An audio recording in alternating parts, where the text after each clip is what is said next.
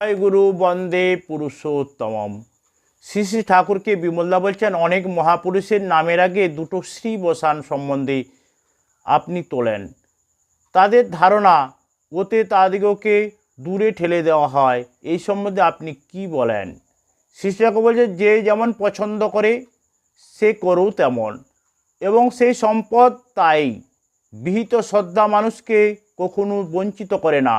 কারো নামের আগে একাধিক শ্রী দেওয়ার উদ্দেশ্য হলো ওর দ্বারা তার অসামান্যতা ও বিশেষ বিভূতি সূচিত করা। শ্রী মানে সেবা। ভগ এসেছে ভজ ধাতু থেকে। ভজ ধাতুর একটা প্রধান অর্থ হলো সেবা, তাই ভগবান মানে বলা হয় সেবাবান।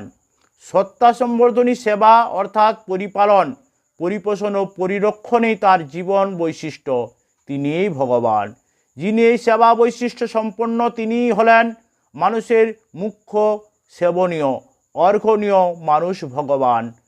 তাই তার নামের গোড়ায় একাধিক শিখ যোগ করে জানিয়ে দেওয়া হয় যে তিনি আমাদের সেব্য পরম। শ্রী শ্রী ঠাকুর একথা বললেন। সকলকে জয় গুরু বন্দে পুরুষোত্তম।